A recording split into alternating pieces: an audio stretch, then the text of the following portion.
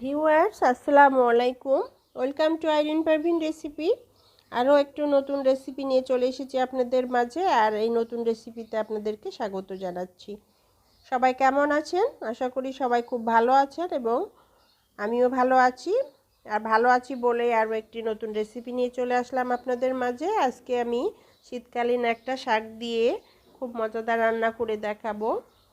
অনেকেই মূলা শাক খেতে পছন্দ করে, আবার অনেকেই পছন্দ করে না। তো শীতকালের শুরুতেই কচি কচি মূলা শাক খেতে কিন্তু অসাধারণ লাগে।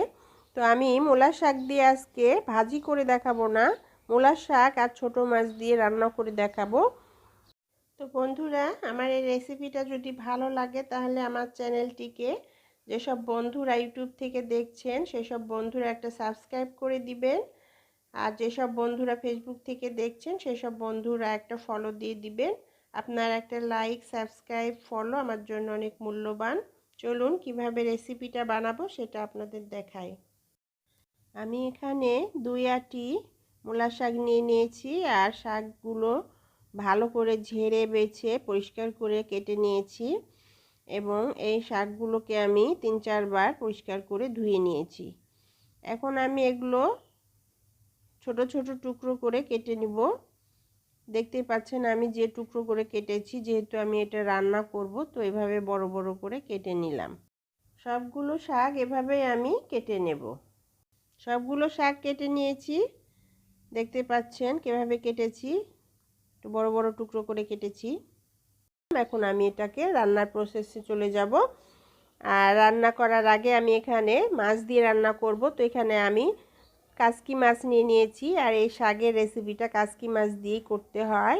এই কাসকি মাছগুলো একটু বড় বড় সাইজেরই নিয়েছি। এখানে আমি সামান্য একটু হলুদের গুঁড়া, মরিচের গুঁড়া, লবণ দিয়ে মাছগুলোকে মাখিয়ে নিলাম। মাখিয়ে নিয়ে একটু রেস্টে রেখে দিব। কতক্ষণ পর ফিরে এসে আবার আমি এটাকে ভেজে নেব। তো প্যানে আমি কিছুটা পরিমাণ মতো তেল দিয়ে দিয়েছি। তেলটা গরম হয়ে গেলে আমি ম্যারিনেট করা মাছগুলো এটার মধ্যে দিয়ে দিব। মাছগুলো দিয়ে আমি আস্তে আস্তে চামচ দিয়ে মাছগুলোকে পুরা প্যানে ছড়িয়ে দিব। একদম আলাদা আলাদা করে একটা একটা করে সুন্দর করে বিছিয়ে দিব মাছগুলোকে। আর এভাবে বিছাতে বিছাতে এক পিসটা মাছ ভাজা হয়ে যাবে। চুলার আঁচ মিডিয়াম হাটে দিয়ে মাছটাকে ভেজে নিলাম এক পিসটা। এবার উল্টিয়ে দিয়ে অপর পিসটাও আমি ভেজে নিব। চামচ দিয়ে আস্তে আস্তে সবগুলো উল্টিয়ে দিব। উল্টিয়ে দিয়ে মাছগুলোকে ভেজে নেব।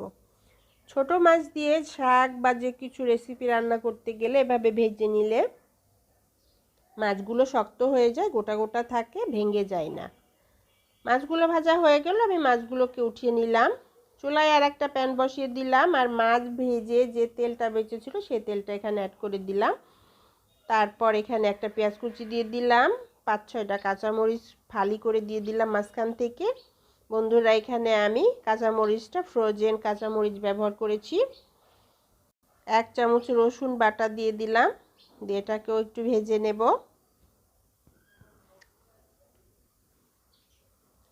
ভালো করে রসুনটাকে আর পেঁয়াজটাকে ভেজে নিয়ে তারপর এখানে আমি একটু সামান্য পানি অ্যাড করে দিলাম। পানি দিয়ে এটাকে আবার আমি নেড়ে চেড়ে কষিয়ে নেব কতক্ষণ কষানোর পর এখানে আমি 1/2 চামচ মরিচের গুঁড়ো, 1/2 চামচ হলুদের গুঁড়ো, 1/2 চামচ জিরার গুঁড়ো এবং 1/2 চামচ লবণ এটাতে অ্যাড করে দিলাম। দিয়ে এটাকে নেড়ে চেড়ে আমি কষাবো। কষিয়ে নেওয়ার পর যখন তেল ছেড়ে আসবে তখন এটার মধ্যে আমি কেটে নেওয়া শাকগুলো এটার মধ্যে অ্যাড করে দিলাম। দিয়ে আমি ঢাকনা দিয়ে ঢেকে এটাকে কতক্ষণ রান্না করব, শাকটা নরম হওয়া পর্যন্ত অপেক্ষা করব। কতক্ষণ পর ফিরে আসলাম, শাকটা একদম নরম হয়ে গেছে, দেখতেই পাচ্ছেন। আমি এখন চামচ দিয়ে শাকটাকে উল্টাপাল্টা করে ভালো করে নেড়ে চেড়ে দিব। শাক থেকে অনেকটাই পানি বেরিয়েছে, দেখতে পাচ্ছেন। শাকে আর কোনো পানি দেওয়ার প্রয়োজন নেই। শাক থেকে যে পানি বের হয়েছে এটা দিয়ে শাকটা রান্না হয়ে যাবে। শাকের রঙটা যদি সবুজ রাখতে চান তাহলে পারে যতটা সম্ভব ঢাকনা না দিয়ে রান্না করার চেষ্টা করবেন। ঢাকনা দিয়ে শাকটা সিদ্ধ হয়ে গেলে এরপরে না ঢাকলে পারে সুন্দর একটা কালার থাকবে। এখানে সামান্য একটু পানি অ্যাড করে দিলাম, দিয়ে এটাকে আমি ভালো করে নেড়ে চেড়ে পানির সাথে মিশিয়ে দিলাম। শাকটাকে ভালো করে নেড়ে চেড়ে দিয়ে আমি একটা ঢাকনা দিয়ে ঢেকে এটাকে কতক্ষণ রান্না করে নেব।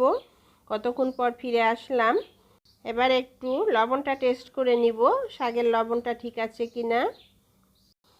তো বন্ধুরা, এখানে একটু লবণ লাগবে, এখানে আমি হাফ চামচের মতো লবণ অ্যাড করে দিলাম। দিয়ে নেড়ে চেড়ে শাকের সাথে লবণটাকে মিশিয়ে দেব। দিয়ে আরও কতক্ষণ রান্না করব। কতক্ষণ পর ফিরে আসলাম। এবার শাকটা সিদ্ধ হয়েছে কি না আমি চেক করে নিব। একটু নাড়াচাড়া দিয়ে দিলাম, দিয়ে শাকের এই ডাঁটাগুলোকে একটু চেক করব। তো সিদ্ধ হয়ে গেছে বন্ধুরা। চুলায় একটা প্যান বসিয়ে দিলাম, এখানে হাফ কাপ মতো তেল দিয়ে দিলাম, একটা শুকনা মরিচ দিয়ে দিলাম, এখানে একটা রসুন আমি কুচি করে নিয়েছি, সেই রসুন কুচিটা এটার মধ্যে অ্যাড করে দিলাম। চুলার আঁচ মিডিয়াম হিটে রেখে এটাকে নেড়ে চেড়ে ভেজে নিব। সুন্দর একটা ব্রাউন কালার চলে আসলে এটা ভাজা রেডি হয়ে যাবে। সুন্দর একটা কালার চলে এসেছে, এটাকে আর ভাজবো না, চুলাটা বন্ধ করে দিব। ফোড়নটাকে আমি শাকের মধ্যে অ্যাড করে দিব। রসুনের এই ফোড়নটা দিলে, তেলে দিলে খুব সুন্দর শাকের ফ্লেভারটা বেড়ে যায়। শাকের রেসিপি হলে অবশ্যই চেষ্টা করবেন রসুনের একটু ফোড়ন দিয়ে দেওয়ার জন্য। প্যানটা ধুয়ে আমি একটু পানি দিয়ে দিলাম, দিয়ে এবার এই মুহূর্তে আমি যে মাছগুলোকে ভেজে রেখেছিলাম কাসকি মাছ, সেই মাছগুলোকে এটার মধ্যে অ্যাড করে দিলাম।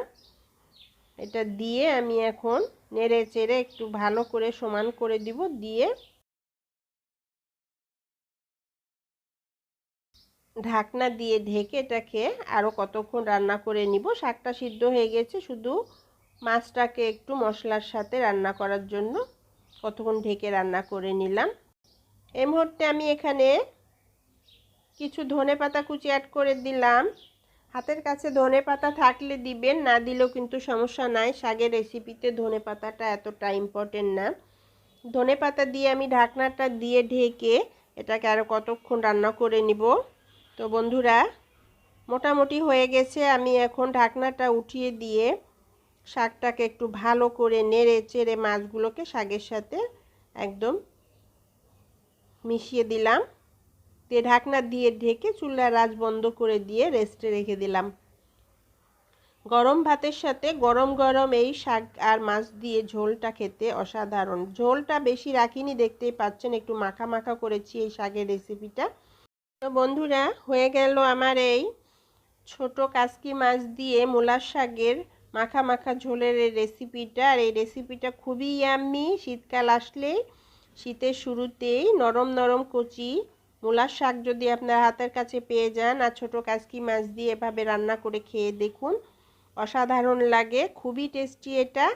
আর ভালো লাগলে আমাকে কমেন্টস করে জানাবেন। সবাই ভালো থাকবেন, সুস্থ থাকবেন, আমার জন্য দোয়া করবেন। আবার দেখা হবে নতুন কোনো রেসিপিতে। আল্লাহ হাফেজ।